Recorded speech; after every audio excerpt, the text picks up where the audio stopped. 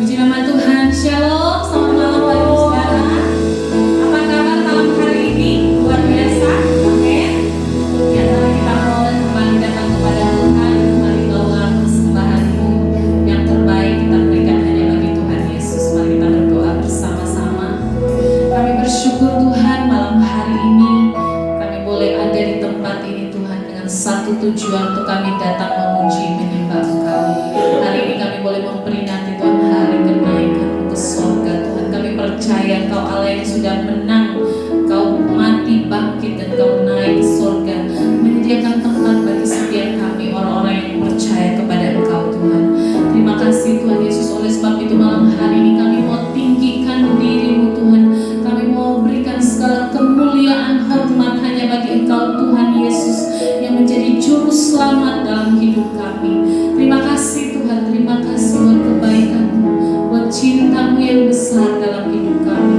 Kami mau datang menghampiri tahta-Mu Tuhan, memuji menyembah Engkau. Kami serahkan ibadah kami malam hari ini hanya di dalam nama Tuhan Yesus kami berdoa. Haleluya, amin. Mari kita mau bersyukur kepada Tuhan, sebab Dia Allah yang besar, Dia Allah yang sudah naik ke surga. Dia telah menang dan memberikan kemenangan bagi setiap kita.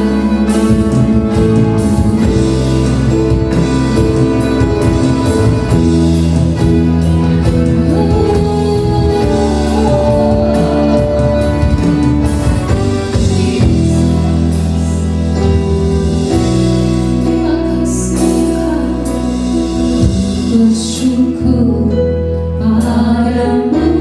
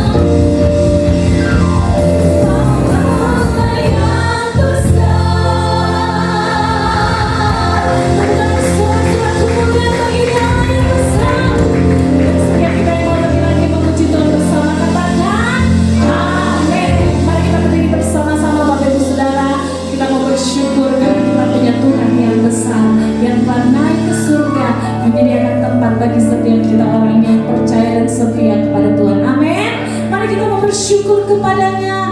Haleluya. Sebab Tuhan Yesus baik bagi saya dan saudara. Haleluya.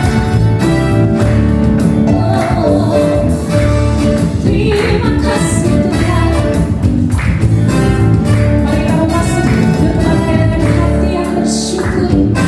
Masuk gerbangnya bersyukur dengan penuh pujian.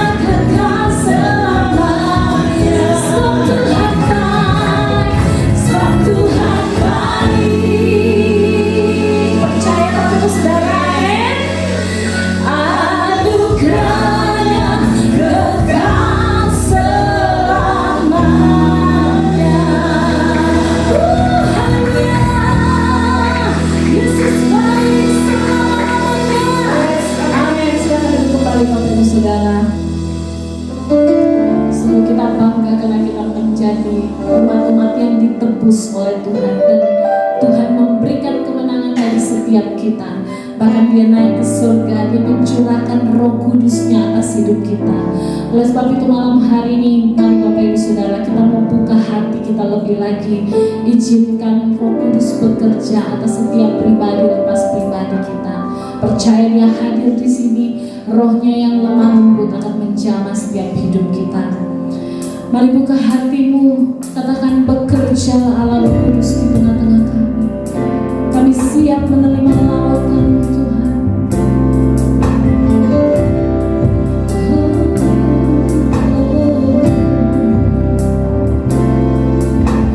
Roh Kudus hadir di sini. Pribadi yang menawan dan suci. Ku rindu mendekat, mengerti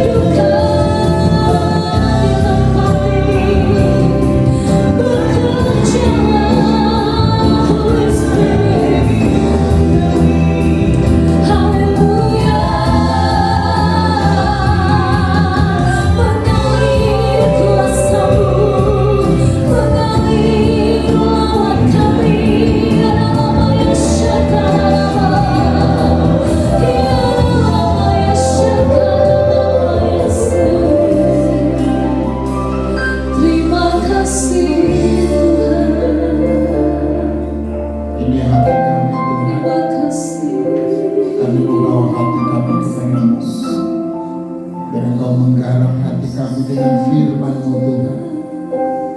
Biarlah firman-Mu menjadi pedang bermata dua. Firman-Mu memurnikan hati kami, supaya semakin hari Tuhan kami semakin melekat dengan Engkau. Hal-hal yang keliru, asumsi-asumsi yang salah yang selama ini kami bangun dengan pikiran kami, diruntuhkan dengan kuasa firman-Mu Tuhan. Terima kasih Tuhan Yesus, terima kasih Roh Kudus. Berbicaralah kepada kami, karena kami siap untuk mendengarkan firman-Mu. Kita yang siap menerima firman Tuhan, sama-sama kita katakan amin. Silakan duduk. Shalom. Shalom. Haleluya. Oke, saya melanjutkan apa yang 2 bulan lalu saya jelaskan tentang saat sahabat gagal memahami.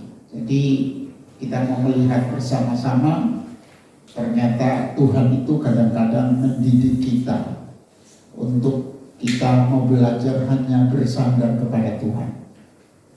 Dengan peristiwa-peristiwa yang saudara alami sebagai jemaat, waktu kita susah, kok pendeta tidak kunjung menengok kita, mendoakan kita. Di situ kita belajar ternyata hanya Tuhan sahabat sejati kita. Di saat kami hamba-hamba Tuhan mungkin dalam keadaan susah dan orang tidak melihat, di situ kami belajar untuk mengandalkan Tuhan sebagai satu-satunya sahabat kami. Jadi setiap proses yang kita alami dalam hidup ini, tidak ada satupun yang Tuhan izinkan terjadi tanpa maksud yang ilahi. Jadi Anda harus percaya bahwa Tuhan itu pegang kontrol, pegang kendali. Jadi mungkin kita alami yang tidak enak dalam hidup kita, tapi percayalah, setelah yang tidak enak, pasti yang enak Anda nikmati. Amin. Itulah yang diajarkan Tuhan. Nah, kita melihat bersama-sama ayat yang saya tuliskan di sini 2 bulan lalu. Kita baca bersama-sama pada hitungan yang ketiga. 1, 2, 3. Demikianlah kamu sekarang bagiku, ketika melihat yang dahsyat, takutlah kamu. Pernahkah aku berkata, berilah aku sesuatu, atau berilah aku uang suap dari hartamu, atau luputkan aku dari tangan musuh, atau tebuslah aku dari tangan orang lalim. Ajarilah aku, maka aku akan diam, dan tunjukkan kepadaku dalam hal apa aku tersesat. Ya, jadi apa yang dituliskan oleh firman Tuhan ini merupakan suara roh. Ya, jadi kalau Anda dan saya membaca Alkitab, semua berita yang terjadi di kolong langit ini pasti lama-lama tidak tren. Tapi perhatikan, firman Tuhan itu selalu trending. Amin. Setiap kali Anda dan saya membaca Alkitab, percayalah bahwa Tuhan itu sedang berbicara sesuatu kepada kita. Nah, inilah yang akan membuat kita semakin hari semakin berubah. Jadi kalau kita membaca Alkitab, saudara harus membuka hati selebar-lebarnya dan saudara berkata, Tuhan, aku mau dengar nasihat-Mu apa untuk aku. Ya, inilah yang dilakukan oleh Ayub. Ya, waktu Ayub mengalami kesusahan, penderitaan, disitulah dia bisa ngerti siapa sebenarnya sahabat-sahabatnya yang baik dan siapa sebenarnya Tuhan yang dia sembah.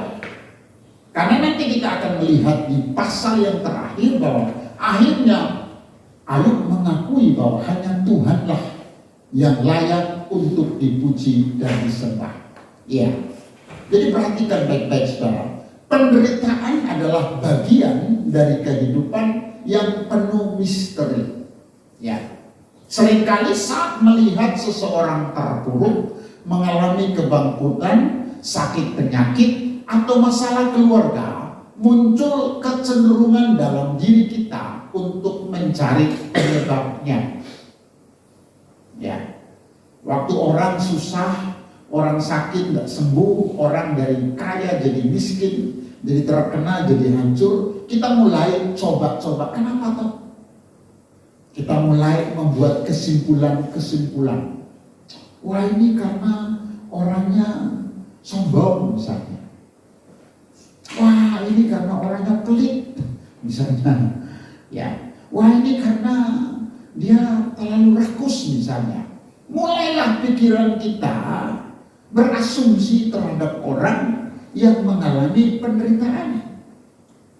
Ya, kita mulai berasumsi pasti dia kurang beriman, pasti dia berbuat dosa, karena ini hukuman Tuhan. Benar? Ya.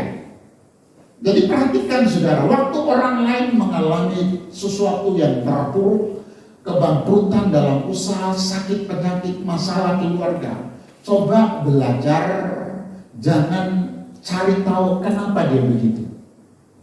Kenapa? Karena suatu saat Anda bisa ngalamin. Ya, kita bisa ngalamin. Ya, jadi kita mulai berasumsi, kita mulai ngomong, kita berkata, wah itu dia kurang beriman. Inilah yang terjadi dalam diri Ayub. Ya.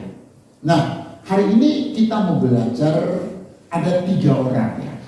Nanti setiap bulan satu persatu saya coba jelaskan semampu saya. Ya. Kenapa nasihat mereka itu seolah-olah baik, tapi ternyata tidak benar. Jadi baik belum tentu benar. Ya. Nah, hari ini kita belajar tentang nasihat Elifas. Kita baca Ayub 21, Ayub 2 ayat 11 sampai 13. 1, 2, 3. Ketika ketiga sahabat Ayub, yaitu Elifas orang Teman, Bildad orang Suam, dan Sofar orang Naamah mendengar tentang segala malapetaka yang menimpa Ayub, maka berangkatlah mereka dari tempatnya masing-masing dan berjanji untuk pergi bersama-sama meratapi dia dan menghiburkan dia. Ketika mereka dari jauh memandang dia, mereka tidak mengenalnya lagi. Lalu menangislah mereka dengan suara nyaring. Mereka menyewayangkan jubahnya dan menapukan debu di atas kepala ke arah langit. Baik ya, kelihatannya baik ya.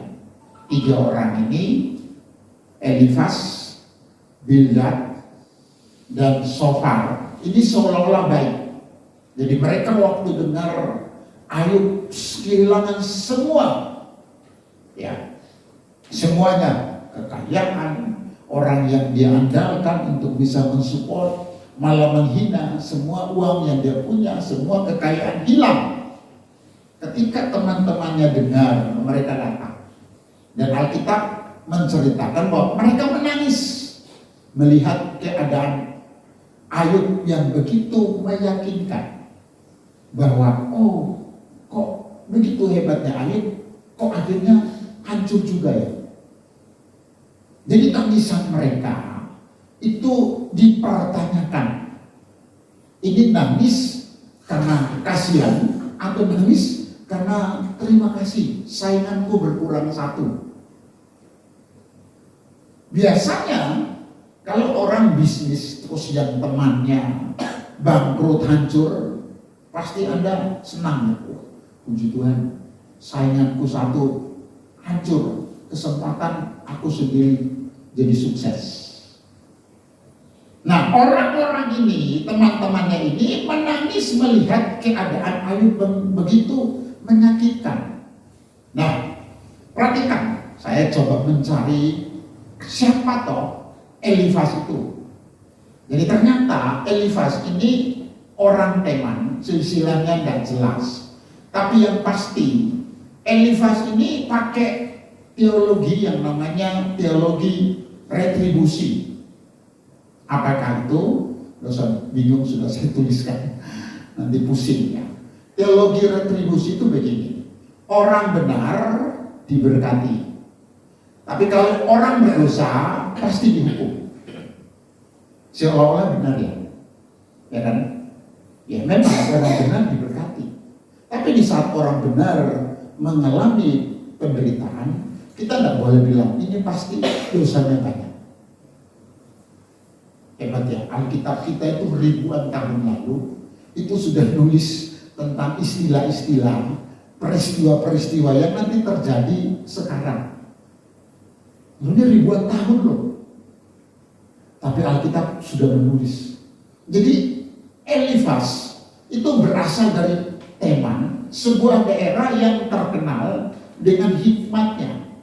Jadi memang dia ini orang pintar. Elifas ini orang pintar, dan saya lihat, saya baca berulang-ulang, dan dia ini paling tua. Karena Alkitab kalau nulis yang paling pertama pasti paling tua. Jadi dia paling tua dari teman-teman yang lain dan dianggap paling pintar, paling berhikmat. Ternyata tidak juga.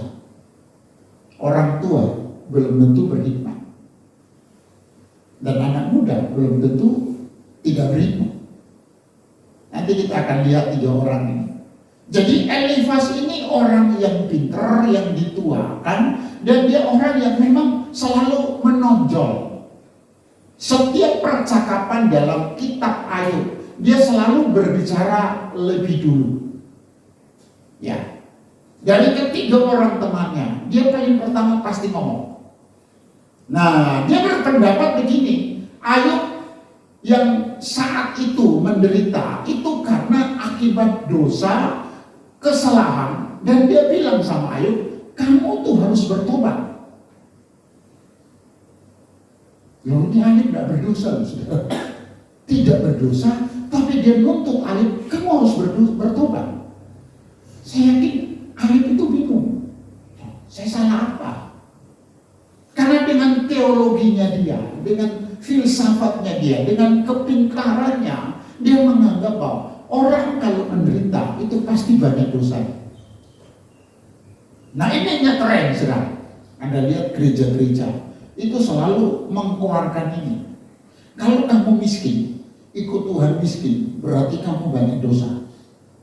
Dan kalau orang itu diberkati, berarti orang itu cinta Tuhan. Betul enggak? Sekarang kan begitu. Kalau orang sukses, pasti orang berkata, wah ini cinta Tuhan nih. Kalau enggak cinta Tuhan, enggak mungkin diberkati. Padahal belum tentu. Bisa aja uangnya nolong, saudara, korupsi.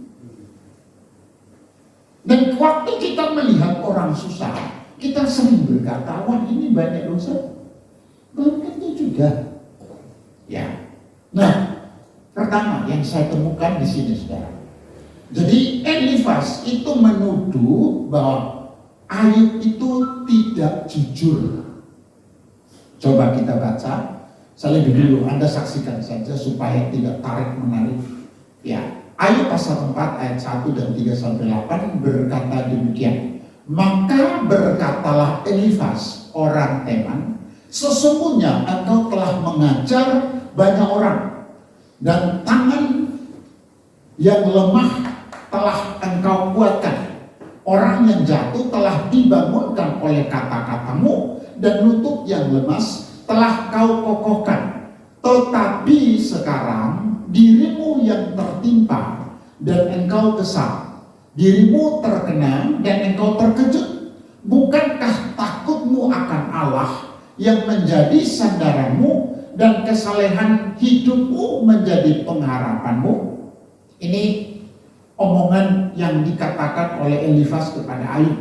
Dia katakan lagi, camkanlah ini, siapa binasa dengan tidak bersalah, dan di manakah orang yang jujur dipunahkan?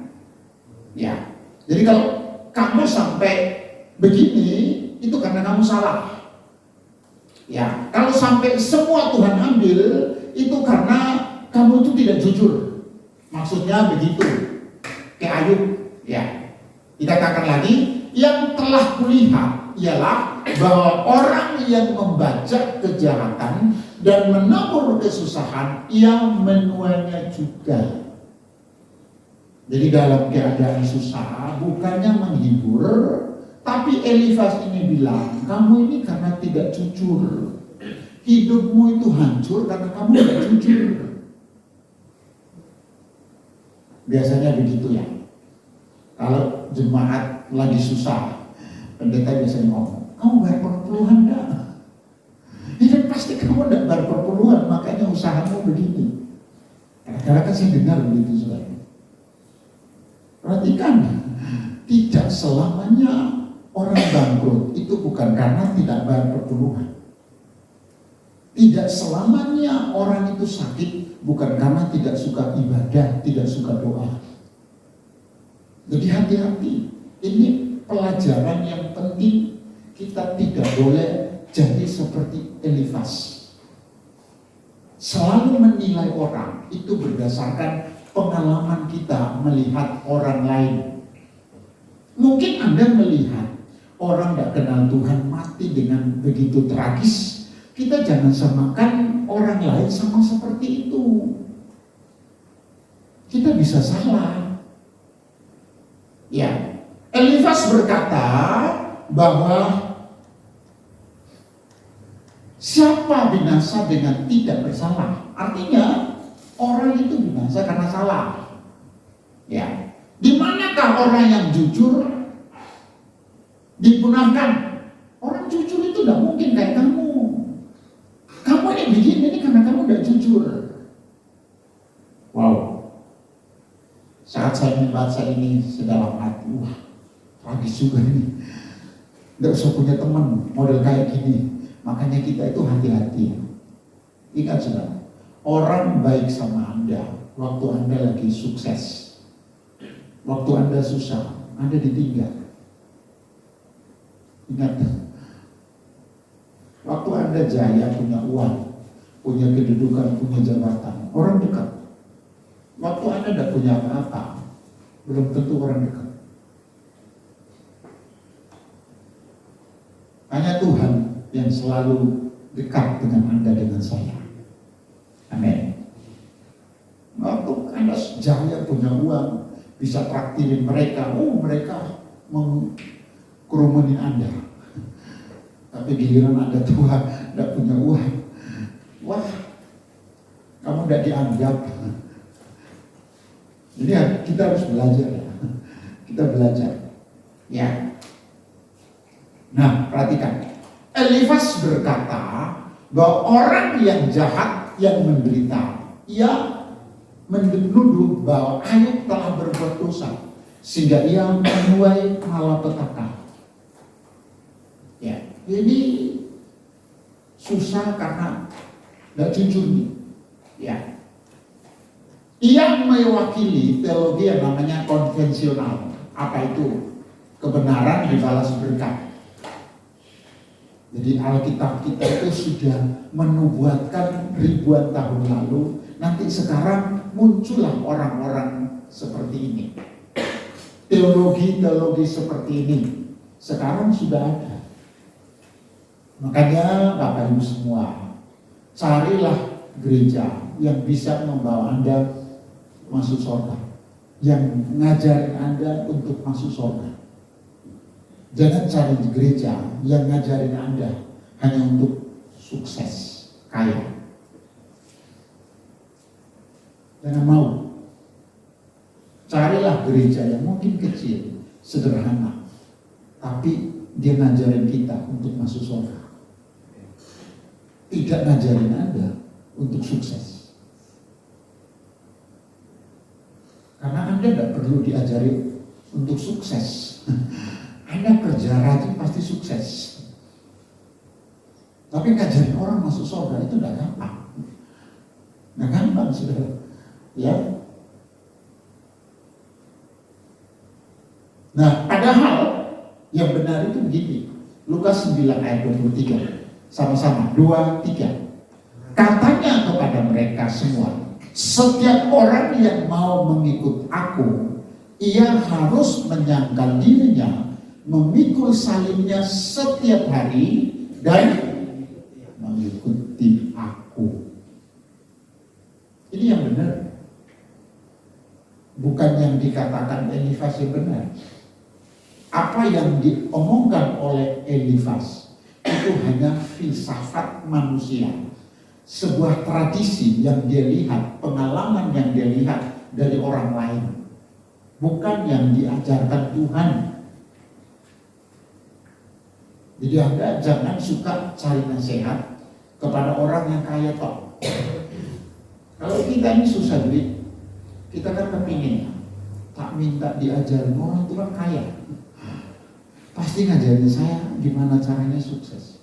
Pernah enggak waktu Anda susah, coba Anda bilang, saya mau cari orang yang bisa ngajarin saya masuk surga.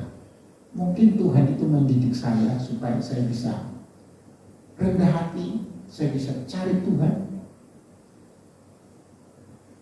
Jadi pengajaran kita kepada orang itu jangan berdasarkan ilmu pengetahuan yang kita pelajari, yang kita lihat dari orang. Tapi kalau Anda mau ngajarin orang, Anda harus ngajarin orang itu berdasarkan kebenaran yang Tuhan tuliskan. Itu penasehat yang baik seperti itu. Ya. Jadi dia adalah orang yang sopan. Elifas ini orang sopan, namun keras. Sopan saudara, tapi kalau sudah punya prinsip tidak bisa diganggu. Ya, orang yang keras. Loh, kalau kamu kerasnya benar, ya mungkin tidak apa. Kamu mempertahankan sesuatu yang bukan kebenaran. Orangnya baik, sopan, keras, ngajarin apa yang menurut dia benar. Jadi dia mengandalkan pengalaman pribadi, tradisi, dan mistisisme dia. Yang dia lihat mistis, kejadian-kejadian yang terjadi di lingkungannya, di daerahnya, diajarkan kepada Ayub. Ingat sudah, Paulus ini kalau nulis surat, coba Anda baca Alkitab ya. Setiap kali kalau Paulus nulis surat kepada jemaat-jemaat, misalnya jemaat Korintus, dia selalu ngomong gini, aku datang kepadamu tidak dengan hikmat manusia. Coba Anda lihat. Jadi Paulus ini pintar. Orang yang paling pintar dari semua murid-murid Tuhan Yesus itu Paulus. Tapi dia bilang begini, setiap kali aku menulis surat, aku tidak tulis dengan hikmat manusia, tapi aku tulis dengan hikmat Allah. Oh. Inilah yang harus kita pelajari. Padahal kalau kita lihat, Alkitab bilang ada seorang laki-laki di tanah Uz, ya, bernama Ayub. Orang itu saleh, jujur, ia takut akan Allah dan menjauhi kejahatan. Kok Elifas ngomong Ayub tidak jujur, padahal jelas Tuhan ngomong Ayub jujur. Nah, inilah yang harus kita waspadai. Yang kedua, Ayub dituduh tidak menghormati Allah. Ini pandangan Elifas. Ayub pasal 15 ayat 1 sampai 6 ya, berkata demikian. Maka Elifas orang Teman menjawab, apakah orang yang mempunyai hikmat menjawab dengan pengetahuan kosong dan mengisi pikirannya dengan angin? Apakah ia menegur dengan percakapan yang tidak berguna dan dengan perkataan yang tidak berfaedah? Ya, jadi dia merasa aku ini pintar, ya, aku ini punya hikmat, ya. Apakah ia menegur dengan percakapan yang tidak berguna dan dengan perkataan yang tidak berfaedah? Ini kata Elifas. Lagi pula engkau melenyapkan rasa takut dan mengurangi rasa hormat kepada Allah. Kesalahanmu lah yang mengajar mulutmu dan bahasa orang licik yang kau pilih. Ini sudah keadaan hancur, susah, sudah cinta Tuhan, dianggap tidak menghormati Allah. Gampang banget ya kita nuduh orang, terlalu gampang. Elifas nuduh dengan gampang, kamu ini kurang menghormati Allah. Padahal kalau kita baca Alkitab pasal 1, dia selalu melakukan apa? ibadah, mempersembahkan korban kepada Allah. Tapi Elifas ngomong, kamu kurang hormat sama Allah. Ya. Jadi dia berpikir, ya, Ayub menderita karena Ayub kurang menghormati Allah. Ini menurut Elifas.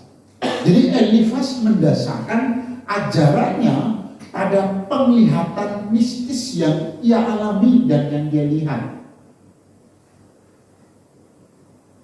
Hati-hati, saudara. Jalan hidup orang tidak ada satupun yang tahu. Hanya Tuhan yang tahu. Mungkin orang tidak menghormati Anda, tidak menghargai Anda. Sabar. Anda dihormati Tuhan. Kalau kamu mencintai Tuhan, kamu sungguh-sungguh taat kepada firman Tuhan, Tuhan menghormati Anda.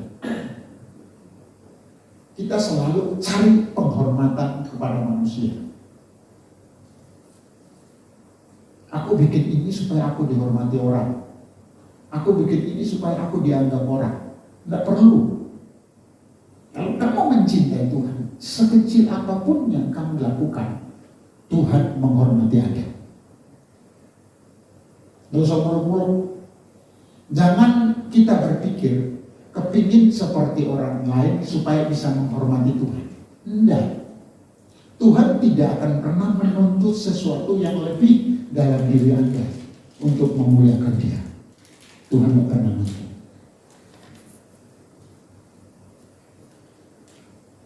Tuhan tidak pernah meminta sesuatu yang Anda tidak punya untuk bisa dipakai memuliakan Dia. Tidak. Tugas kita adalah bagaimana kita berjalan sesuai dengan yang Tuhan mau. Kalau Tuhan bilang ngampuni, ya sudah ngampuni, jangan keras kepala. Kalau Tuhan bilang jangan sakit hati, ya sudah nggak usah sakit hati. Nah, kalau Tuhan bilang kamu harus rela ikhlas, ya sudah belajar rela ikhlas atas semua yang kamu alami yang mungkin pahit, tidak baik. Tuhan menghormati Anda. Amin. Yang terakhir, Ayub dituduh korupsi. Ya. Ayub 22 ayat 5-9, bukankah kejahatanmu besar dan kesalahanmu tidak berkesudahan? Karena dengan sewenang-wenang engkau menerima gadai dari saudara-saudaramu dan merampas pakaian orang-orang yang melarat, orang yang kehausan tidak kau beri minum air, dan orang yang kelaparan tidak kau beri makan. Tetapi orang yang kuat, dialah yang memiliki tanah, dan orang yang disegani, dialah yang mendudukinya. Janda-janda kau suruh pergi dengan tangan hampa, dan dengan yatim piatu kau remukkan. Jadi Ayub ini dituduh, ini KKN ini, dia susah ini karena KKN.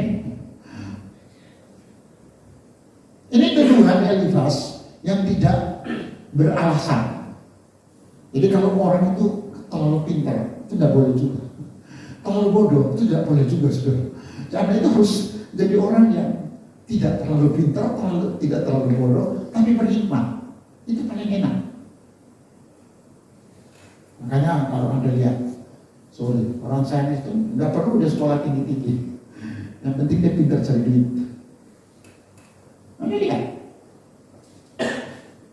Karena kadang orang sekolah terlalu tinggi, nyesatin orang. Tapi Anda jangan terlalu bodoh juga dibodohin orang. Ya. Jadi orang yang tidak terlalu pintar, tidak terlalu bodoh, tapi orang yang berhikmat. Orang berhikmat ini begini, saudara. Dia tahu apa yang harus dilakukan dan apa yang tidak harus dilakukan. Makanya Amsal ngomong gini, kamu itu jangan terlalu rajin. Kita ngomong, kenapa? Orang rajin tanpa pengetahuan itu bodoh. Saya baca Alkitab. Iya. Bukan berarti kita malas, enggak. Rajin yang tanpa pengetahuan. Tuhan bilang, jangan. Kenapa? Ya karena dia punya hikmat. Hikmat itu sesuatu rahasia yang tersembunyi yang Tuhan beri kepada orang yang Tuhan rasa orang ini berkenan kepada Tuhan. Jadi filsafat yang dimiliki oleh Elifas membuat dia menilai seseorang menurut ukuran filsafat, bukan menurut Roh Kudus. Nah, hati-hati dengan cara kita menilai orang yang sedang menderita. Ya, Roh Kudus harus berbicara lebih kuat dari filsafat atau ilmu pengetahuan yang kita miliki. Nah, kita harus belajar. Kalau punya masalah, jangan cari solusi dengan pikiran kita. Kalau Anda lagi susah, lagi punya masalah, coba dengarkan suara Roh. Roh Kudus mau ngomong apa? Kadang-kadang kita tidak salah, tapi kita harus menderita. Tuhan ingin ngomong sesuatu. Ya kadang-kadang kita salah, tapi kok tidak dihukum. Benar ya? Kadang-kadang kita lihat orang ini bejat, tapi umurnya panjang ya. Ini orang ini baik, umurnya pendek. Terus kita mau ngomong apa? Tuhan tidak adil? Enggak. Tuhan itu tidak pernah salah, dan Tuhan itu pasti adil. Ada seorang ibu ngomong ke saya, ya, seorang bapak sorry, begini, Pak Pendeta, istriku itu kok baik banget Pak Pendeta. Apa kita tahu kalau dia ke pasar, yang tidak dibeli, karena saking kasihan sama orang miskin. Dia punya apa, tidak pernah makan sendiri. Dia beli makanan pulang, nanti orang lewat susah lewat dikasih. Kok mati umur muda Pak Pendeta? Saya ditanya sama bapak-bapak. Oh Tuhan ini gimana? Itu loh orang nakal, korupsi kok gak mati-mati. Istriku kok baik, dermawan, istriku kok mati. Istriku rajin Pak dengan saya gak pernah berdoa, saya gak pernah ke gereja. Kok istriku mati lebih dulu Pak? Coba kita gak bisa tahu cara Tuhan melakukan sesuatu. Tugas kita harus percaya bahwa Tuhan punya kuasa atas hidup Anda dan saya. Amin. Nah perhatikan, Allah akhirnya membela Ayub. Kita baca Ayub 42 ayat 7-8. Ya, saya bacakan kepada Anda, dengarkan baik-baik. Setelah Tuhan mengucapkan firman itu kepada Ayub, maka firman Tuhan kepada Elifas orang Teman, murkaku menyala terhadap engkau dan terhadap kedua sahabatmu, karena kamu tidak berkata benar tentang aku seperti hambaku Ayub. Oleh sebab itu, ambillah 7 ekor lembu jantan dan 7 ekor domba jantan dan pergilah kepada hambaku Ayub, lalu persembahkanlah semuanya itu sebagai korban bakaran untuk dirimu, dan baiklah hambaku Ayub. Tuhan bilang sama Elifas, hambaku Ayub minta doa untuk kamu, karena hanya permintaannya lah yang aku terima, yang akan aku terima, supaya aku tidak melakukan aniaya terhadap kamu, sebab kamu tidak berkata benar tentang aku seperti hambaku Ayub. Hebat ya. Setelah muter-muter, akhirnya Tuhan bilang, wah, kamu ini salah. Kamu ini salah. Hambaku Ayub yang benar. Kamu menuduh Ayub tidak jujur, kamu menuduh dia korupsi, kamu menuduh dia tidak menghormati aku. Ternyata semua yang kamu omongkan salah. Ini loh Ayub yang benar. Tuhan ngomong, ya, dikatakan hambaku Ayub meminta doa untuk kamu, karena hanya permintaannya lah yang aku terima. Coba, kalau saudara disakiti orang, mau nggak mau mendoakan orang itu? Halo? Kalau Anda disakiti orang, mau nggak doakan orang itu? Nggak mau. Doa apa? Doain cepat mati. Tapi Ayub enggak. Dia berdoa untuk Elifas. Bapak Ibu semua, kesimpulannya begini. Jangan jadi hakim atas segala sesuatu yang dialami orang. Mari kita belajar. Kesusahan dia itu urusan dia dengan Tuhan. Kalau dia mengalami yang tidak baik, coba Anda berdoa supaya dia kuat melewati kesusahan itu. Mari kita berdatang kepada Tuhan. Sebelum kita berdiri bersama-sama, kita nyanyikan pujian terakhir. Kita izinkan Roh Kudus berbicara kepada kita.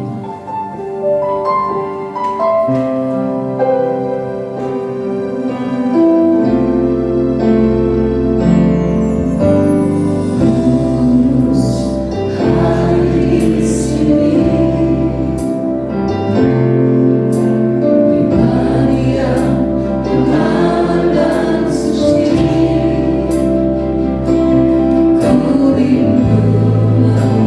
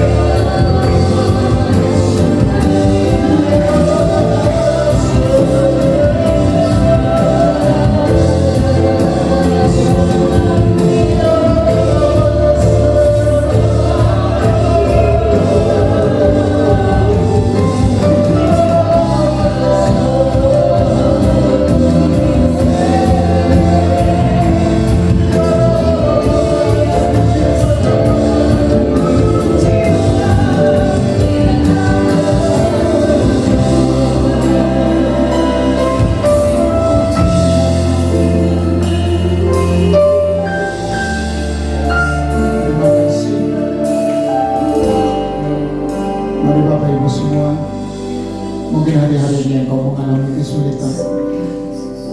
Mungkin engkau sulit dalam hal ekonomi. Mungkin engkau sedang bergumul dengan masalahmu. Mungkin engkau sedang punya pergumulan dalam keluargamu. Mari kita mau belajar percaya bahwa Tuhan punya rencana yang indah bagi engkau dan saya. Tuhan tidak pernah salah di saat Dia mengizinkan masalah itu datang. Tuhan tidak pernah salah Dia izinkan suatu penderitaan itu menimpa kita. Mari bawa hatimu kepada Tuhan. Izinkan Roh Kudus bekerja untuk menguatkan engkau, untuk menolong engkau, memampukan engkau untuk melewati sebuah tangis air mata yang hari-hari engkau alami. Mari kita angkat pujian ini. Bekerjalah Roh Kudus. Bekerjalah ya Roh Kudus. Berkatalah lebih lagi urapanmu, lawatanmu,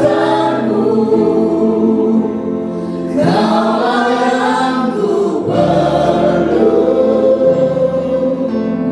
Kau terutama di hidup, dengan sungguh-sungguh katakan bekerjalah ya Roh Kudus.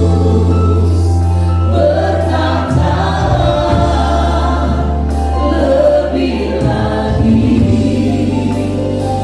urapanmu, lawatanmu, kaulah yang ku perlu. Kau terutama di hidupku.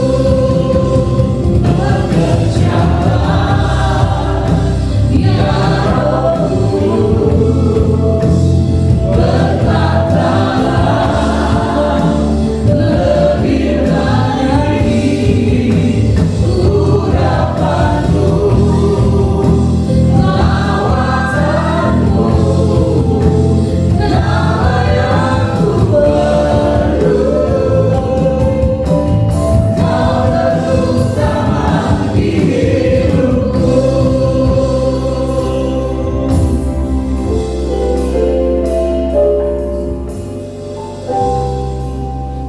Kami siap membuka hati kami dan kami mau mempersilahkan Roh Kudus untuk bekerja lebih lagi dalam hidup kami ini. Biar Roh Kudus yang terus menopang setiap langkah demi langkah hidup kami. Sekarang porsi kami hanya membuka hati kami, menjalankan kebenaran di mana Roh Kudus itu boleh memimpin hidup kami. Terima kasih Tuhan. Terima kasih Kau sudah berbicara untuk anak-Mu malam ini. Kiranya terus Engkau materaikan setiap apa yang sudah Engkau katakan. Biarkan kami boleh banyak belajar. Lewat penderitaan Ayub ini kami boleh belajar untuk mengerti setiap masalah yang ada di dalam hidup kami ini. Setiap perkara yang Tuhan izinkan dalam hidup kami. Karena Tuhan punya rencana yang lebih indah di dalam hidup kami. Terima kasih Tuhan. Berkati Pak Pendeta Yeremia yang sudah memberkati kami dengan setiap firman-firman yang sudah Tuhan berikan untuk kami. Kiranya Tuhan terus membuka dan Tuhan terus berkenan untuk setiap pelayanannya. Di dalam nama-Mu kami berdoa dan mengucap syukur. Dan sekarang tadakan tangan-Mu